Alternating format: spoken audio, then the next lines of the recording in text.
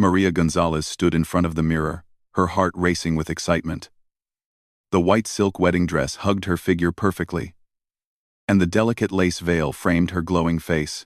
Today was supposed to be the happiest day of her life. She was marrying Antonio Russo, the man who had swept her off her feet 2 years ago at a charity gala in Miami. Their love story seemed like something from a fairy tale. Antonio was charming, successful, and devoted to her. He owned several restaurants across the city and was known for his generous donations to local communities. Maria, a kindergarten teacher, had been impressed by his kindness and the way he treated everyone with respect, from the waiters in his restaurants to the homeless people on the street. The wedding venue was breathtaking. Antonio had spared no expense, transforming the historic Biltmore Hotel into a floral paradise. White roses and gardenias adorned every surface, their sweet fragrance filling the air. Crystal chandeliers cast dancing lights across the grand ballroom where 300 guests were gathering. Maria's family had flown in from Colombia, and they were overwhelmed by the luxury surrounding them. Her younger sister, Sophia, helped adjust the train of her dress. "You look like a princess," Sophia whispered, tears glistening in her eyes. Maria hugged her tightly, feeling grateful for this moment. Her parents had worked so hard to give their daughters a better life in America, and seeing their eldest daughter marry such a successful man filled them with pride. Antonio had been the perfect fiancé during their engagement. He showered Maria with love and attention, always making time for her despite his busy schedule. He learned Spanish to communicate better with her parents, and even flew her entire extended family from Colombia for the wedding. Every Sunday, they had dinner with her family, and Antonio would bring exotic ingredients from his restaurants to cook traditional Colombian dishes with her mother. The bridesmaids bustled around the suite, touching up their makeup and giggling with excitement. Maria's best friend, Jennifer, who had introduced her to Antonio, was the maid of honor. She kept checking her phone and seemed a bit nervous, but Maria attributed it to wedding day jitters. After all, Jennifer was responsible for making sure everything ran smoothly. As Maria took one last look in the mirror, she thought about how perfect her life was about to become. She and Antonio had already picked out a beautiful house in Coral Gables, with enough rooms for the children they planned to have. Antonio wanted a big family, just like the one he grew up in back in Italy. He often spoke fondly of his childhood in Sicily. Though he rarely discussed his family in detail, Maria had asked about meeting them, but Antonio always said they were estranged due to business disagreements. The wedding coordinator knocked on the door. "5 minutes, Miss Gonzalez," she called out cheerfully. Maria's stomach fluttered with butterflies. In just a few moments, she would walk down the aisle toward her future. Her father appeared in the doorway, looking distinguished in his tuxedo. His eyes filled with tears when he saw his daughter. "Mi princesa," he said softly, taking her hands. "You are so beautiful. Your mother and I are so proud of you." He kissed her forehead gently. "Antonio is a good man. He will take care of you." Maria smiled, squeezing her father's hands. "I know, Papa. I love him so much." The wedding march began to play, and Maria took a deep breath. This was it.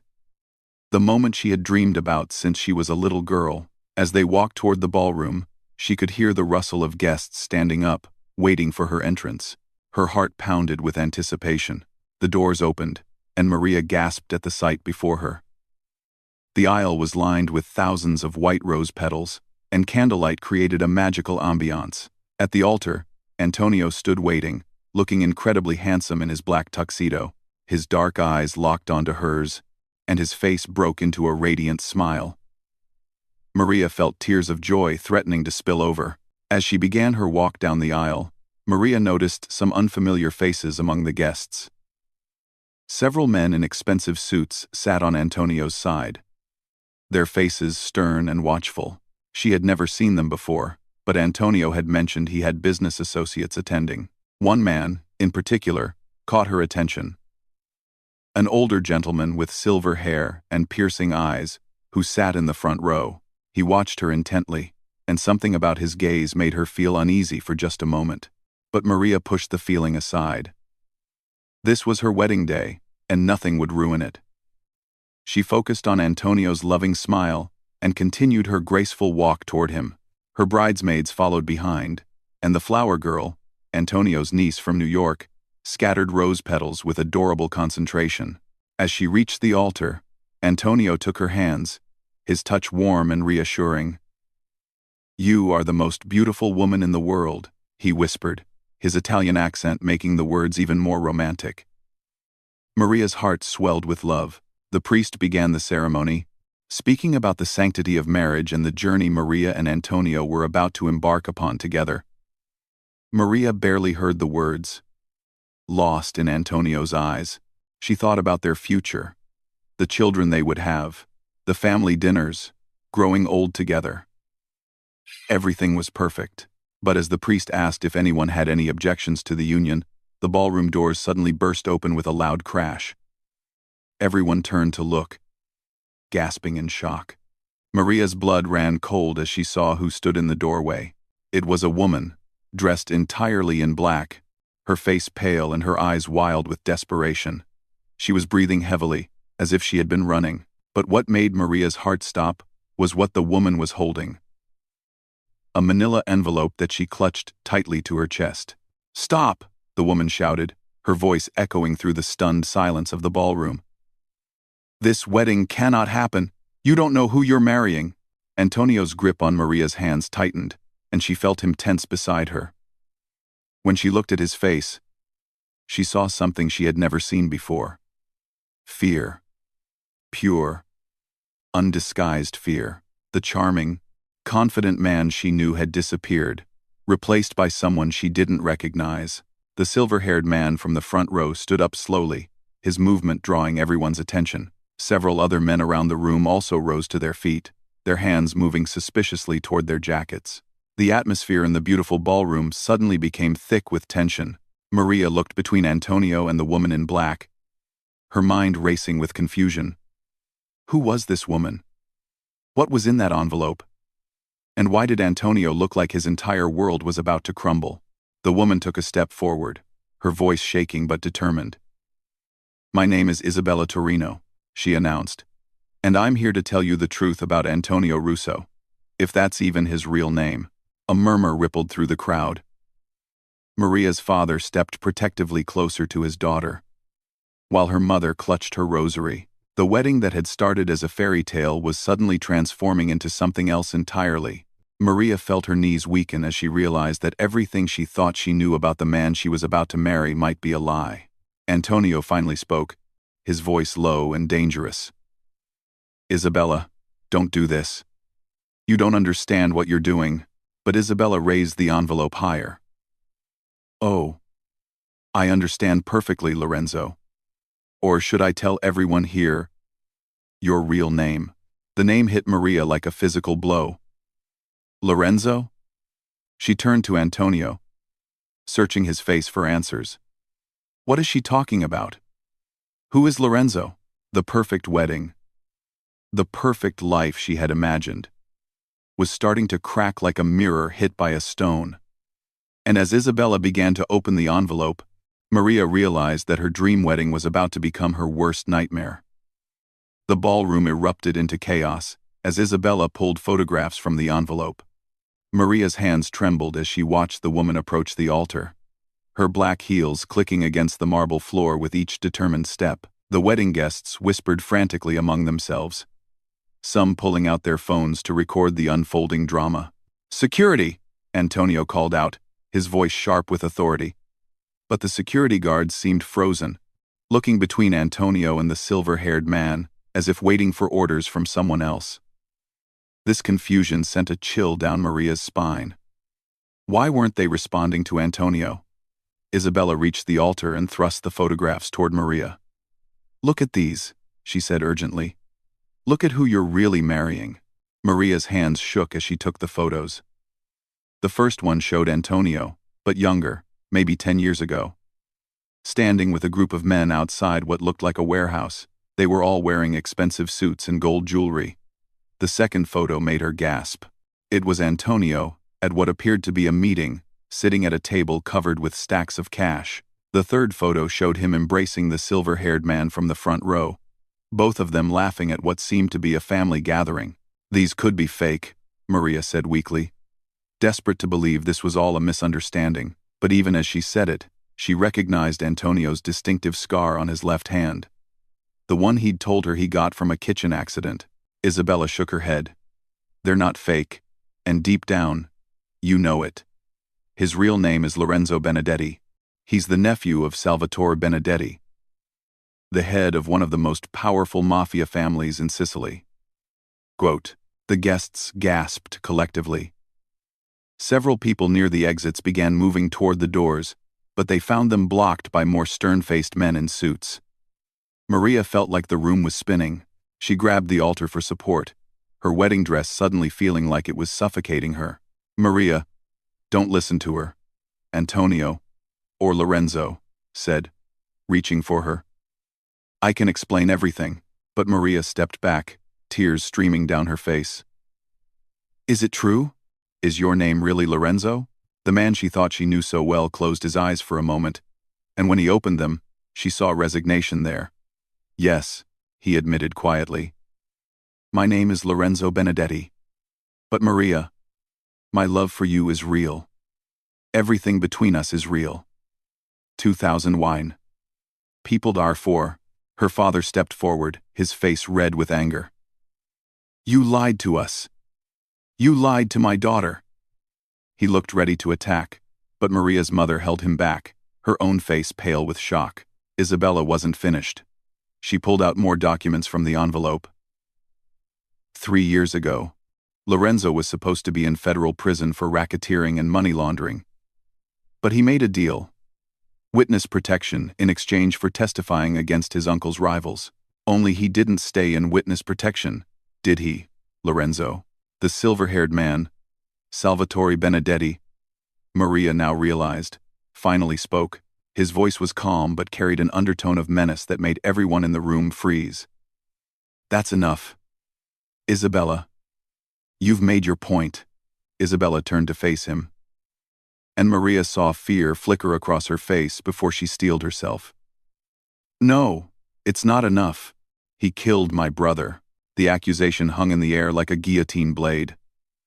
Maria felt her legs give way, and she collapsed onto the altar steps, her beautiful dress pooling around her. Sophia rushed to her side, wrapping her arms around her sister. Lorenzo's face contorted with pain. "Maria, it's not what you think. Isabella's brother was a federal agent," Isabella screamed. "My brother Marcus was an undercover FBI agent investigating your family's drug operations.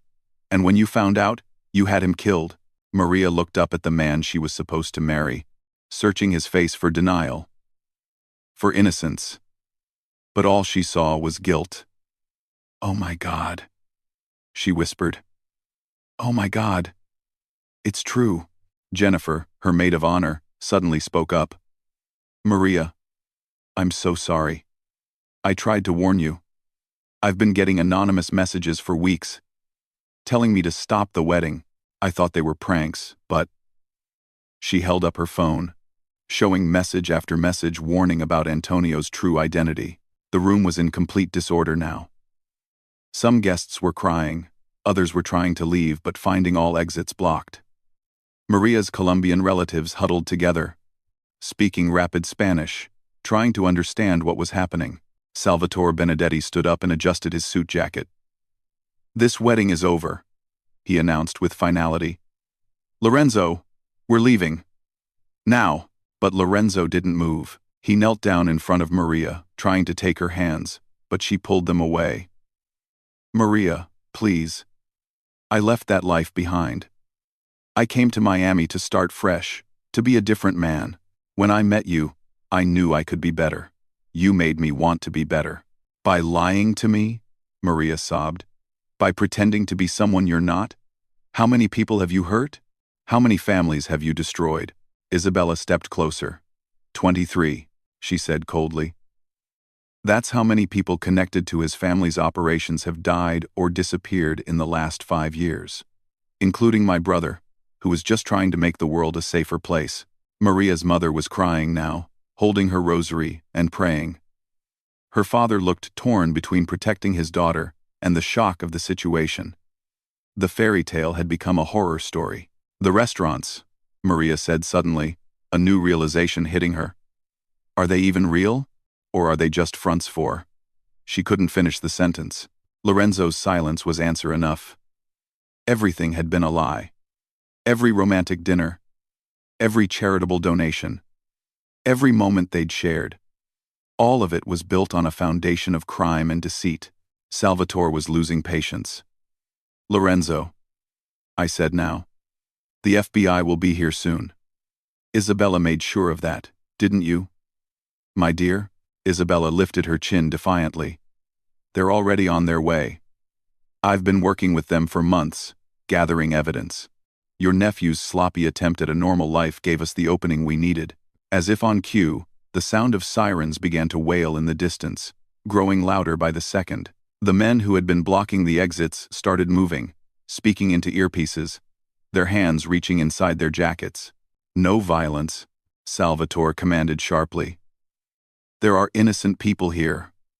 He looked at Maria with something that might have been pity.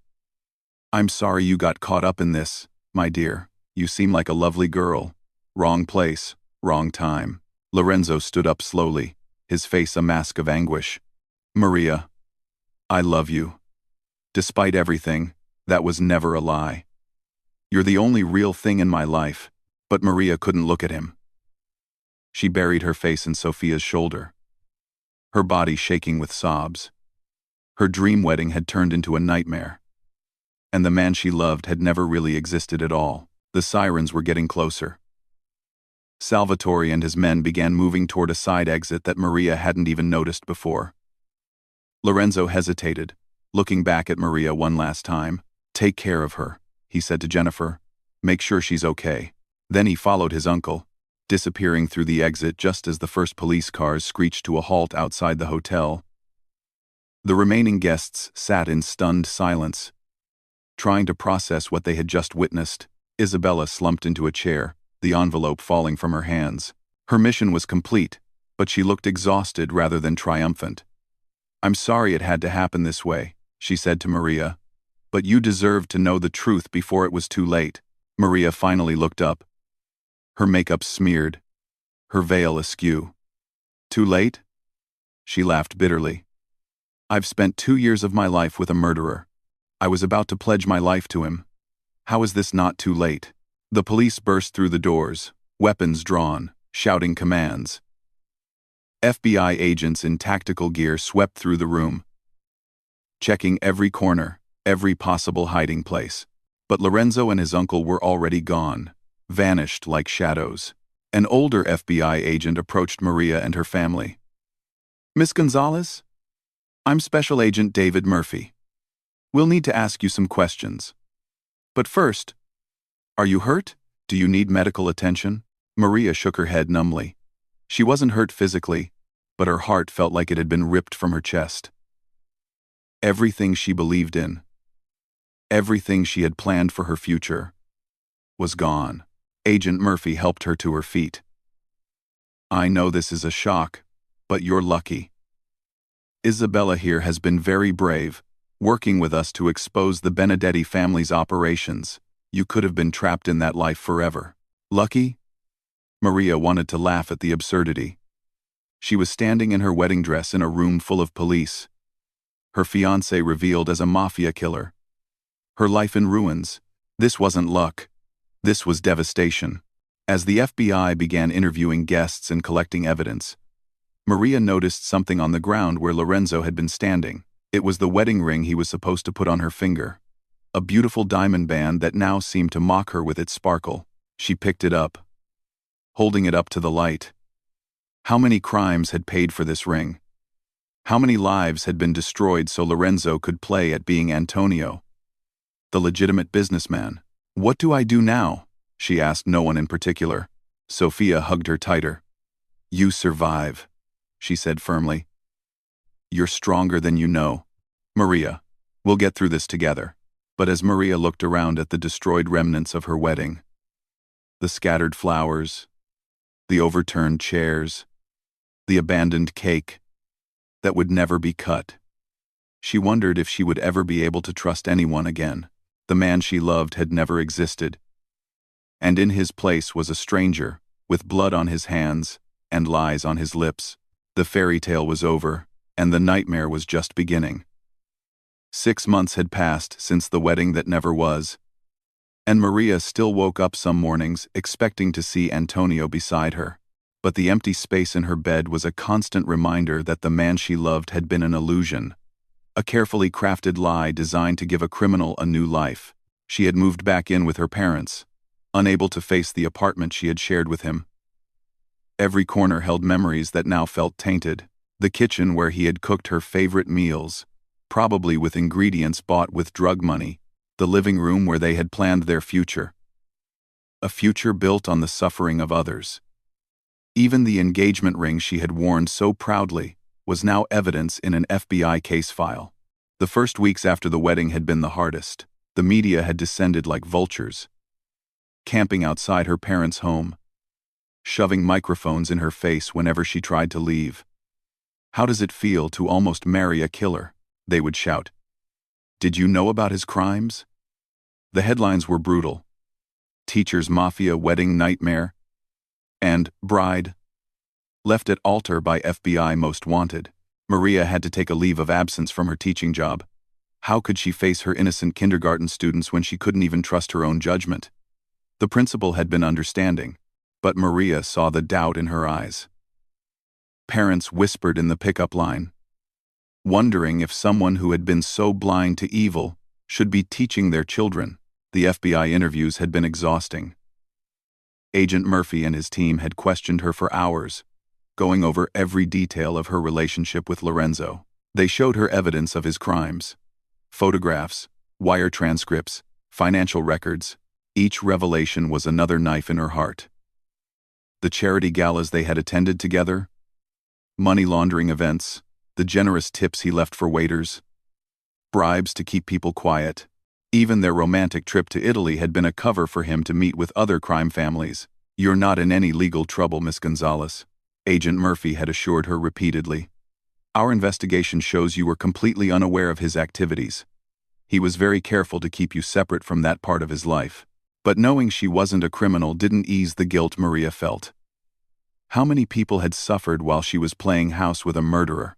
Isabella had given her a photo of her brother Marcus, a young man with a bright smile, who had died trying to bring justice to monsters like Lorenzo. Maria kept the photo on her nightstand, a reminder of the real victims in this tragedy. 3 months after the wedding, Maria had received a letter. No return address, but she recognized the handwriting immediately. Her hands had trembled as she opened it. "My dearest Maria," it began. "I know I have no right to contact you, but I needed you to know that my love for you was the only truth in a life full of lies. You made me believe I could be different, better. I'm sorry I wasn't strong enough to actually change. You deserve a real fairy tale, not the nightmare I gave you. Please don't look for me. Live your life. Be happy. With all my love, A." She had burned the letter, watching the pages curl and blacken in her mother's sink. But the words stayed with her, haunting her dreams. Part of her, a part she hated, still loved him. Not Lorenzo the killer, but Antonio. The man who had held her when she cried about losing difficult students, who had learned her mother's recipes to surprise her, who had looked at her like she was his whole world. How could feelings disappear just because the person turned out to be a lie? Jennifer had been a constant support, despite Maria's initial anger that her friend had kept the warning messages secret. "I should have told you," Jennifer had cried during one of their many emotional conversations. "But I thought they were just jealous people trying to ruin your happiness. I never imagined." No one had imagined. That's what made it so insidious. Lorenzo had played his part perfectly, becoming exactly the kind of man Maria would fall for. The FBI psychologist had explained it to her. Men like Lorenzo are expert manipulators. They study their targets, become whatever they need to be. You weren't stupid or blind, Maria. You were hunted by a predator who knew exactly how to make you trust him. Slowly, Maria began to rebuild her life. She started seeing a therapist who specialized in trauma and betrayal. Dr. Patricia Chen was a small woman with kind eyes who never made Maria feel foolish for still having complicated feelings about Lorenzo. What you're experiencing is called betrayal trauma, Dr. Chen explained during one session. When someone we love and trust deceives us so fundamentally, it shakes our entire worldview. It's normal to question everything, to feel like you can't trust your own judgment anymore. The therapy helped, but the healing was slow. Maria found herself becoming suspicious of everyone. When the barista at her favorite coffee shop was extra friendly, she wondered what he wanted. When a fellow teacher asked her out, she immediately assumed he had ulterior motives. The innocence and trust that had once defined her were gone, replaced by a wariness that made her feel like a different person. 4 months after the wedding, Isabella had contacted her. They met at a small cafe, two women bound together by the same man's crimes. Isabella looked different out of the dramatic black dress, smaller, more fragile. The fierce woman who had stormed into the wedding had been running on adrenaline and righteous anger. Now, she just looked tired. I wanted to apologize, Isabella had said, stirring her coffee absently, for ruining your wedding day. I know you were an innocent victim in all this, but I couldn't let you marry him without knowing the truth. Maria had reached across the table and taken her hand. She said simply, I can't imagine what my life would have become if I had actually married him. Would I have eventually found out? Would he have dragged me into that world? Would I have ended up like... She couldn't finish. But Isabella understood. Like the wives who know but pretend they don't, Isabella finished. Who live in beautiful houses paid for with blood money and teach their children that family is everything, even when family means crime. They had become unlikely friends after that, bound by their shared experience. Isabella was also in therapy, dealing with the loss of her brother and the constant fear that came with testifying against the Mafia. The Benedetti family had deep roots and long memories. Both women knew they would spend the rest of their lives looking over their shoulders. 5 months after the wedding, Maria finally returned to teaching. The first day back was terrifying. She stood outside her classroom, hand on the doorknob, fighting the urge to run. But then she heard the children inside, laughing, playing, being their innocent selves. And she found the strength to walk in. Miss Gonzalez, they cried, running to hug her. We missed you. As she hugged them back, Maria felt something inside her begin to thaw. These children didn't care about her past or her mistakes. They just wanted their teacher back, the one who read them stories and helped them learn to write their names. Teaching gave her purpose again. She threw herself into her work, creating new lesson plans, organizing field trips, staying late to help struggling students. The principal, seeing her dedication, gradually stopped looking at her with concern. Parents began to trust her again, especially when they saw how their children flourished in her classroom, but the scars remained. Maria still jumped when she heard Italian being spoken on the street. She had panic attacks in Italian restaurants. Once, she saw a man who looked like Lorenzo from behind and had to run to the bathroom to vomit. The trauma was a constant companion, sometimes quiet, sometimes screaming. 6 months to the day after the wedding, Maria stood in her parents' backyard, holding a box of mementos from her relationship with Lorenzo. Photos, tickets from dates, love letters, the dried flowers from their first anniversary. 2 years of lies packed into a cardboard box. Her family gathered around her as she placed the box in the fire pit her father had set up. This was her therapist's idea. A cleansing ritual to help her let go and move forward. You don't have to do this if you're not ready, her mother said softly. But Maria was ready. She struck the match herself, watching as the flames caught the edge of a photo. The one from their trip to Italy, where they looked so happy standing in front of the Colosseum. As the fire consumed the memories, Maria felt something release in her chest. Not forgiveness. She wasn't there yet. But acceptance. This had happened to her. She had survived it. She would continue to survive it. As the last of the mementos turned to ash, Maria's phone buzzed. It was a text from Jennifer. Movie night at my place? I have ice cream and tissues ready. Ice cream. Ice cream. Maria smiled. The first genuine smile in months. On my way. She texted back. Life would never be the same. The innocent girl who had walked down that aisle 6 months ago was gone forever. But in her place was someone stronger. Someone who had faced deception and betrayal and survived. Maria didn't know if she would ever trust enough to love again, but she was learning to trust herself. The FBI was still hunting Lorenzo and his uncle. They had vanished completely. Probably hidden by the vast network of the Benedetti crime family. Sometimes Maria wondered where he was. If he thought of her. If he regretted the pain he had caused. But mostly, she tried not to think of him at all. As she drove to Jennifer's house, Maria passed the Biltmore Hotel where her nightmare had unfolded. For months, she had avoided this route. But tonight, she had taken it deliberately. The hotel looked different in the evening light. Just a building. Not a crime scene. Just a place where something had ended so something else could begin. Her new life wasn't the fairy tale she had imagined. There was no prince, no castle, no happily ever after. But there was truth. There was strength. There was the knowledge that she had faced the worst and survived.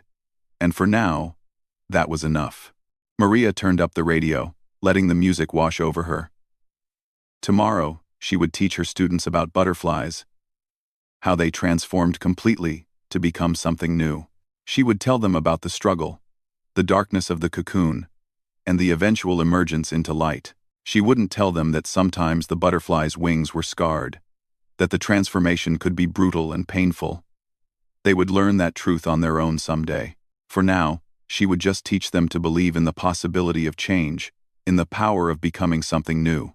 The nightmare was over. The healing had begun. And somewhere between the girl who had believed in fairy tales and the woman who had survived betrayal, Maria was finding herself again. Different, damaged perhaps, but real, and after living in a beautiful lie.